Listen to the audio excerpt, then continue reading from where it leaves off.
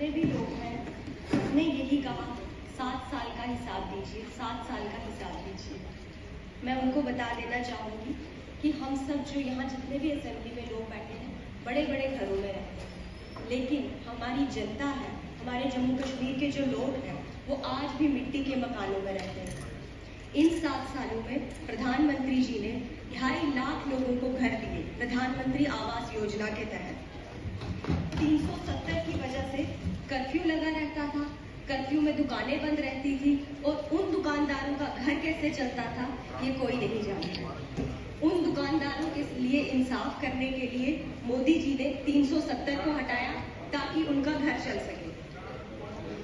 पहले ऐसा होता था कि जब भी आतंकियों के जुलूस निकलते थे तो सब लोग उसमें शमूलियत देते थे, लेकिन जब से 370 हटा है, यहाँ पे जम्मू कश्मीर में कभी G20 समिट्स होती है तो कभी कभी हमारे यहाँ पे बहुत सारे प्रोग्राम कराए जाते हैं जिसके तौर पे जम्मू कश्मीर जाना जाता है।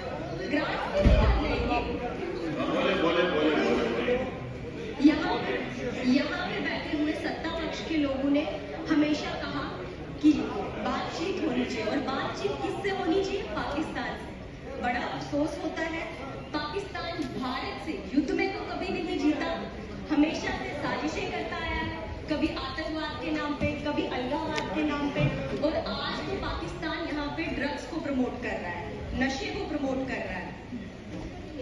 इसके लिए पाकिस्तान के साथ किस तरीके से बातचीत होनी चाहिए उसके लिए गृह मंत्री जी बैठे हैं, वो उनको लाजवाब जवाब दे देंगे।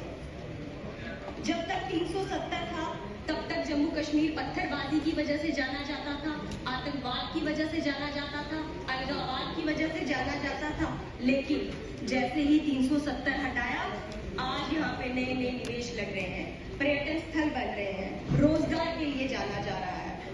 पहली बार पंचायत से लेकर विधानसभा तक लोकतंत्र मजबूत हुआ, पहली बार महिलाओं को सम्मान अधिकार मिला, पहली बार जम्मू कश्मीर में रिकॉर्ड तोड़ निवेश आ रहे हैं, पहली बार यहाँ का युवा पत्थर नहीं उठा रहा, नीट की तैयारी कर रहा है, यूपीएससी की तैयारी कर रहा है, नेट की तैयारी कर रहा है और नई नई किताबें पढ़ रहा है। हमारी असेंबली में बैठे हुए कुछ लोग ये भी कहते हैं पाकिस्तान से वार्तालाप होना चाहिए, लेकिन हमारे प्रधानमंत्री जी पे सवालिया निशान खड़ा करते हैं। उस प्रधानमंत्री जी पे सवालिया निशान खड़ा करते हैं जिनका नाम का डंका न सिर्फ देश में बल्कि विदेशों में भी बजता है।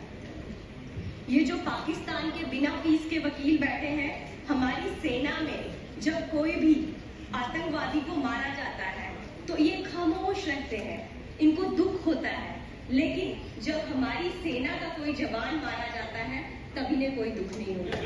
इस चीज पे हमें अफसोस है।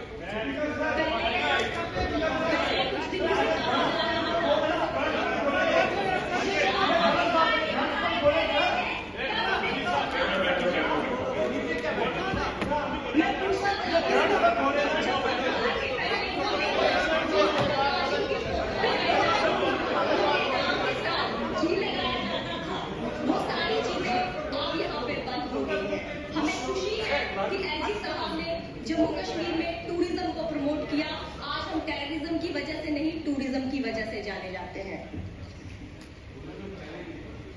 पहले कम था ना, आज यहाँ पे फॉरेस्ट डिपार्टमेंट को लेके बातें हो रही है, लेकिन फॉरेस्ट डिपार्टमेंट के एम्प्लॉयज उनको पेंशन नहीं मिलती सर।